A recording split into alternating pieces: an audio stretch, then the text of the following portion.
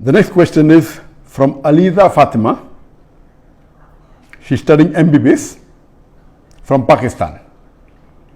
When a corrupt leader is elected, we are also responsible for the sins he commits as a leader.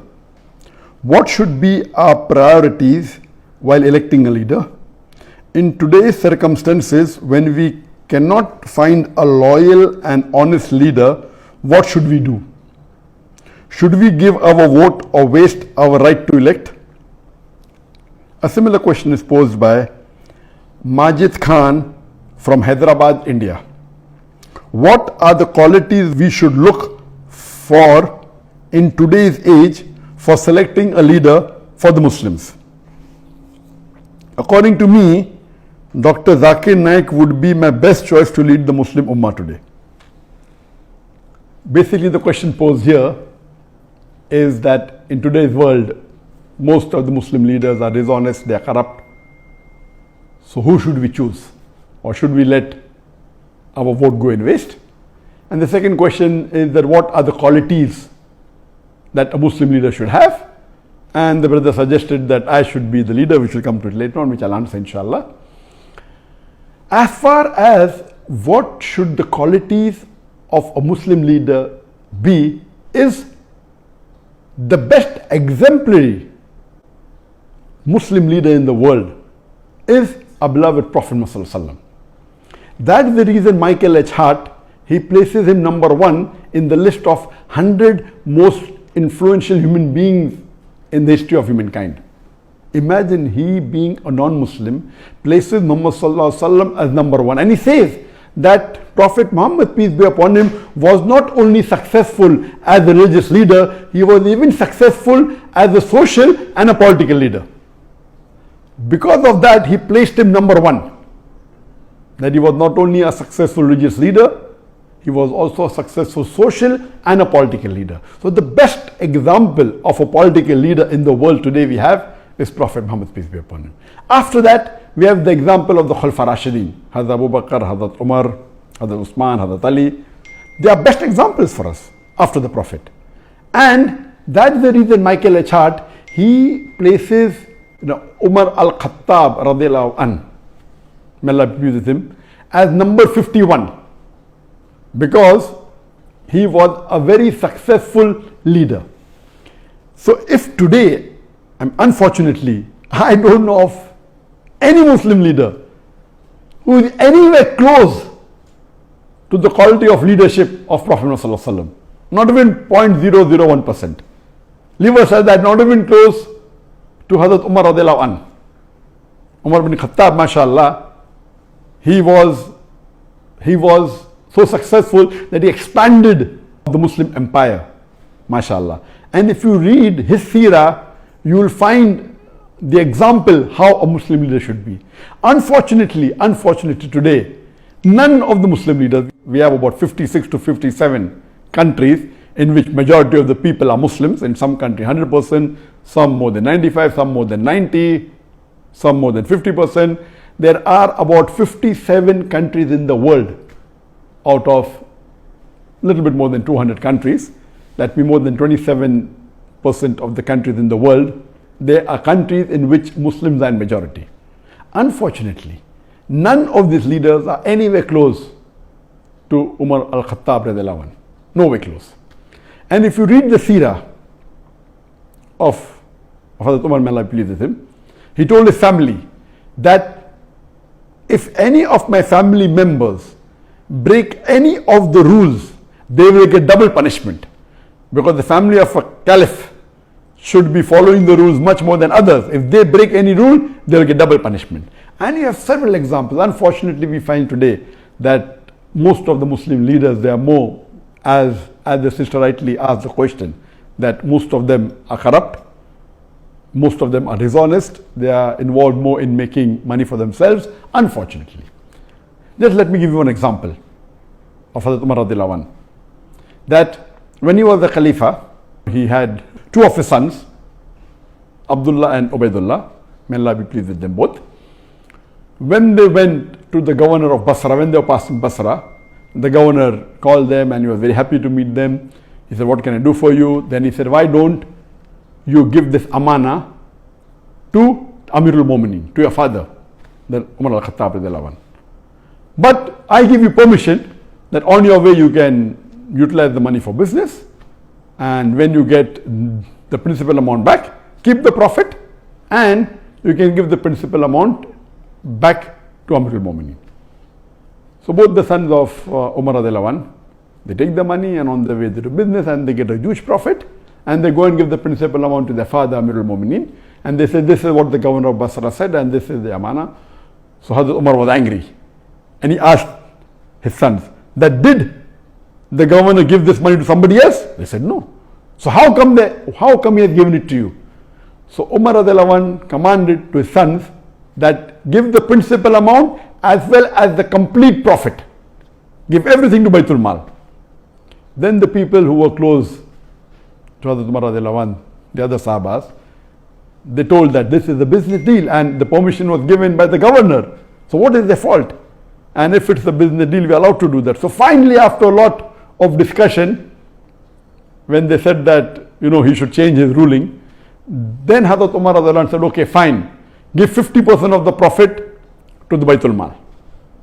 So we see he was so strict, and he made it a law that any of his governor, before they appointed, he checks their wealth.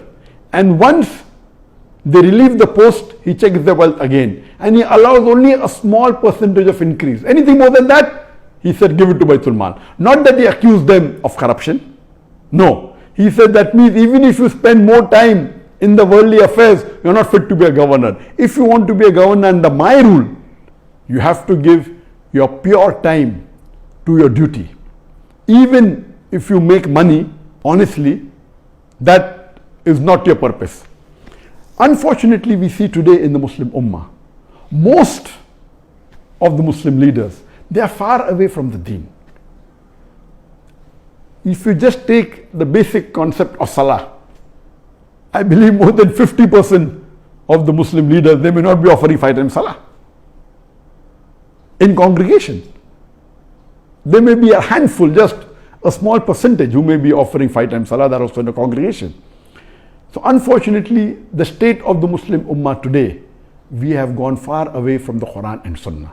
That's the reason we have today, that the situation that the Ummah is in today, because we have gone far away from the Quran and the Sunnah, we have gone far away from the teachings of Allah subhanahu wa ta'ala and the teachings of beloved Prophet Muhammad sallallahu alaihi wasallam. And I do agree with the sister that today, unfortunately, the choice that we have is so limited, and unfortunately most of them would not fit the criteria of how a Muslim leader should be as per the Quran and Sunnah. So what should we do in this situation?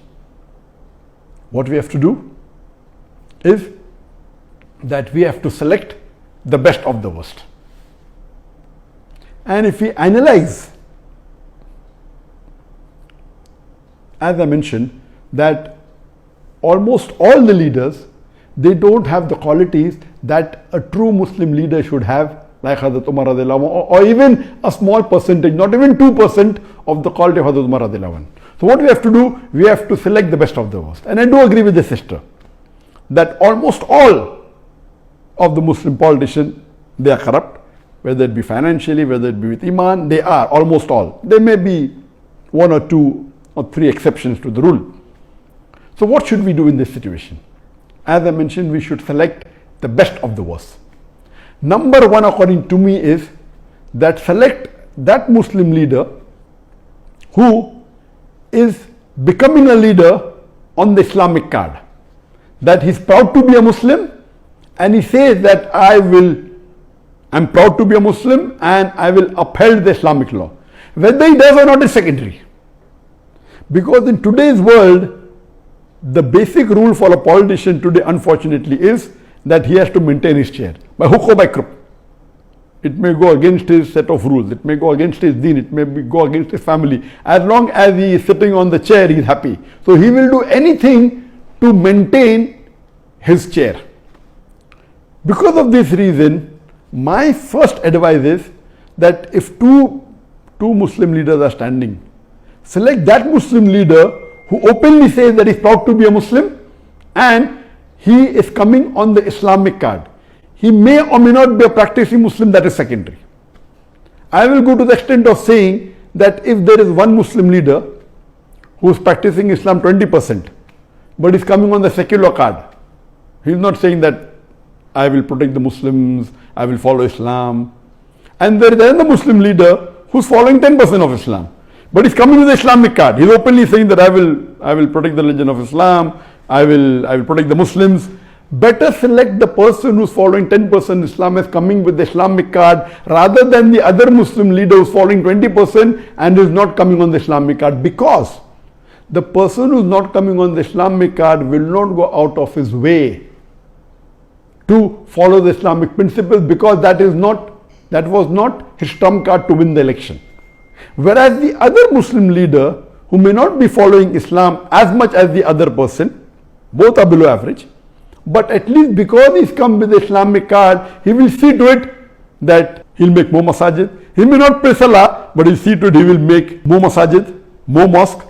He will protect the law of Islam. He will help the Muslim, because his trump card to win the election was the Islamic card. This is a very key point. Unfortunately, and we know, as the sister rightly said, that majority, almost all are corrupt. So, but if you have a corrupt leader who's coming with the Islamic card, is better than a corrupt leader who's coming without the Islamic card.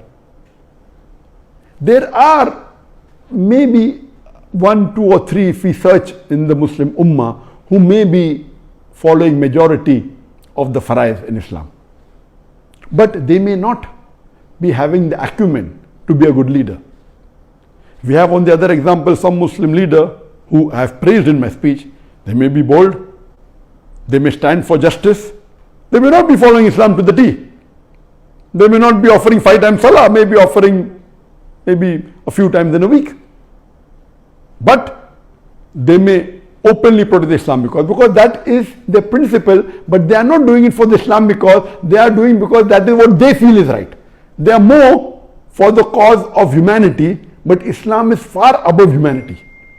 So because of that, they may bring a voice in the international media, but their practice may not be Islamic. So such leaders may benefit in one particular aspect of Islam to the Muslim Ummah, but on the other hand, they may be a danger. So that is the reason I personally prefer that you select those Muslim leaders who, number one, are proud to be Muslims. Unfortunately, when you look at the Muslim leaders, most of them, they're not following the Sunnah. I'm giving a small example of keeping a beard. It's not a big thing. To keep a beard doesn't take any effort. But our beloved Prophet Muhammad said, it's mentioned in Sahih Bukhari, in volume number 7, hadith number 5892, that the Prophet said that do the opposite of what the mushriks do, what the unbelievers do. Grow your beard and trim your mustaches. According to all 4 schools of thought, all the 4 Aimmas, keeping a beard is fard. It's such a small effort. But yet, unfortunately, majority, more than 75% of the Muslim leaders who are men, they don't have a beard. Why? That means they're not proud to be Muslims. That doesn't mean if you keep a beard, you have fulfilled all the requirements. No, please don't get me wrong. In requirements, you have to follow the 70 major sins and see how good the person is.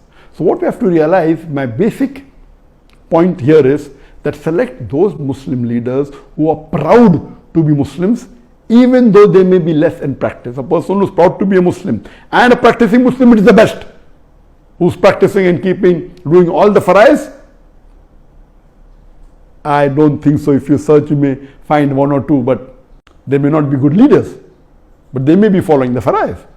So here, see to it that you elect those who are coming with the Islamic card and those who are proud to be Muslims and present themselves as Muslims, are not shy when they meet the non-Muslim leaders. They're not shy to present themselves as Muslims.